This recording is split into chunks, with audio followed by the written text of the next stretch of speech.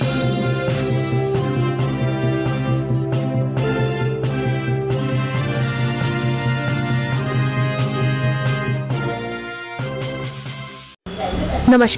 आपका हमारे news channel UK24 news में स्वागत है।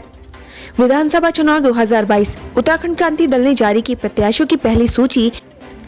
उत्तराखंड क्रांति दल ने अपने चुनावी प्रत्याशियों की पहली सूची जारी कर दी है। अभी यूकेडी ने पहली सूची में 16 प्रत्याशियों को मैदान में उतारा है। वहीं यूकेडी ने बेरोजगार, पलायन और भू कानून को अपना चुनावी मुद्दा बनाया है।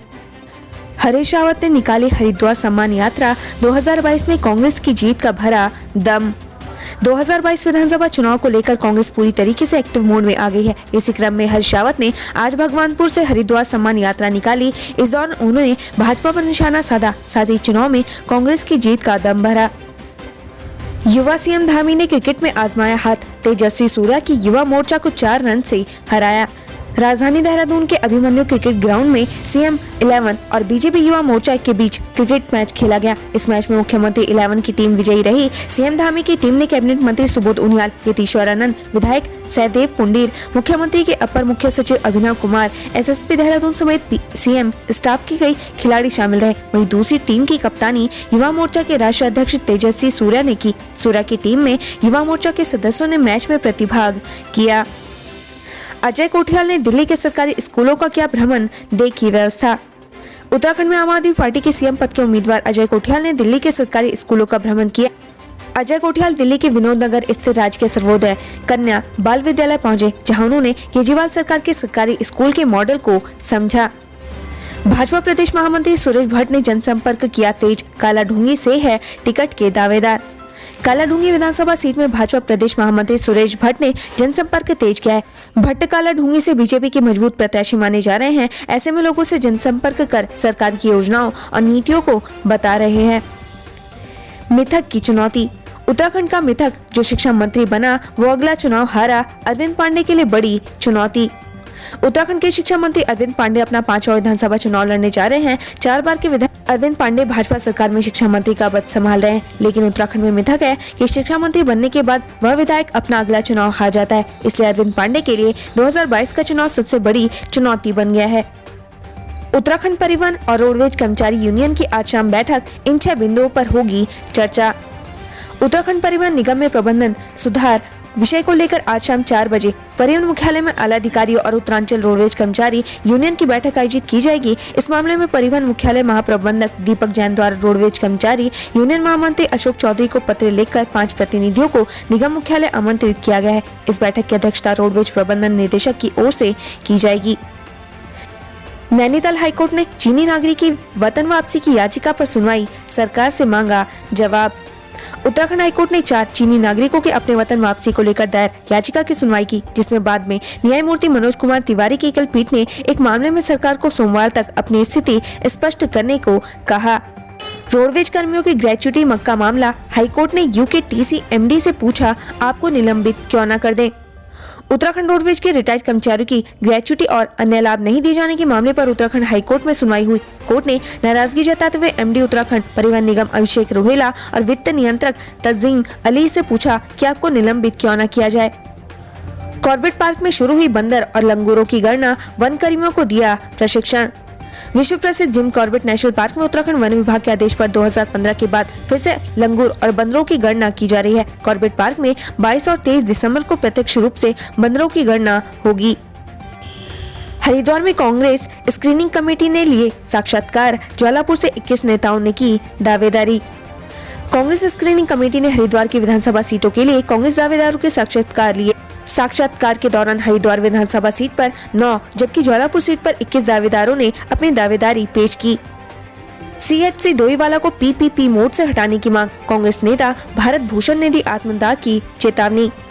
डोईवाला सामुदायिक स्वास्थ्य केंद्र को PPP मोड में संचालित किया जा रहा है। कांग्रेस का आरोप है कि PPP मोड में संचालित होने के बाद हालत सुधरने के बजाय और खराब हो गई है। कांग्रेस नेता भरत भूषण ने अस्पताल के बाहर आत्मदाह करने की चेतावनी दी है।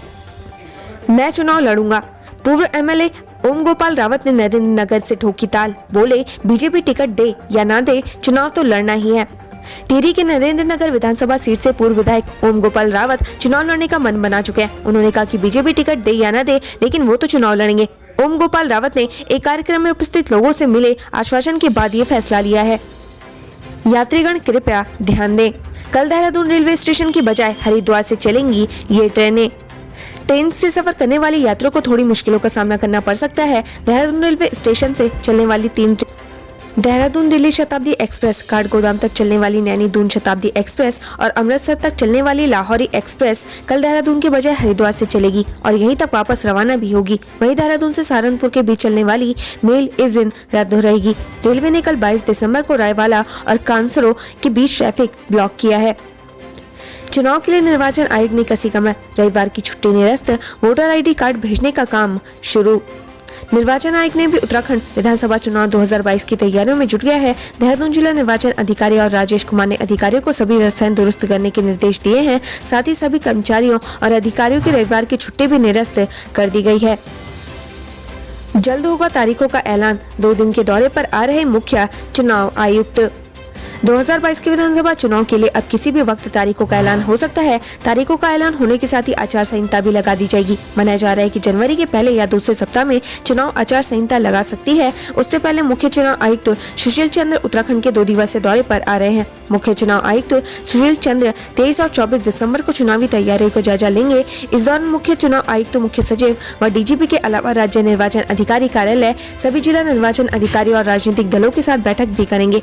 उत्तराखंड में अगले वर्ष की शुरुआत में विधानसभा चुनाव होने हैं। माना जा रहा है कि इस माह के अंत अथवा अगले माह की शुरुआत में उत्तराखंड के लिए चुनाव कार्यक्रम घोषित कर दिया जाएगा। चुनाव नजदीक देख राज्य का मुख्य निर्वाचन अधिकारी कार्यालय भी इसकी तैयारियों में जुट गया है।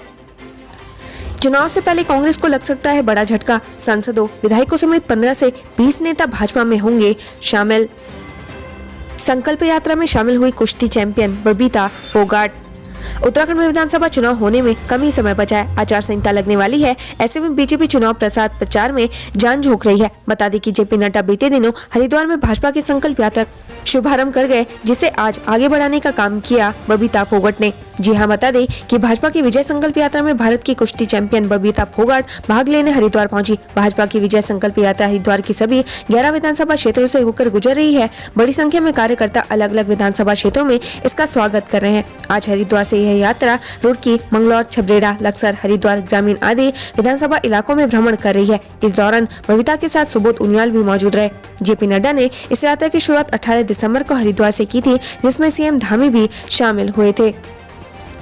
अब घन्ना भाई कहलाएंगे डॉक्टर घनानंद। घना भाई को सरकार जल्द D.Litt की उपाधि से सम्मानित करने जा रही है।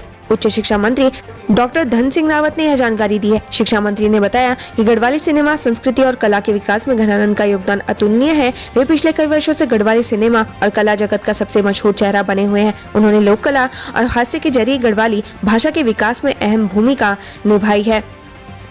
उत्तरकाशी की डामटा पुलिस ने किया 5 लीटर कच्ची शराब के साथ एक तस्कर को गिरफ्तार।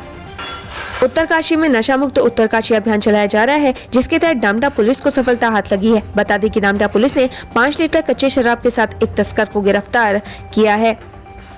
उत्तराखंड से बड़ी खबर, ग्राम प्रधान के भतीजे की निर्मम हत्या, पत्थरों से कुचला मोह।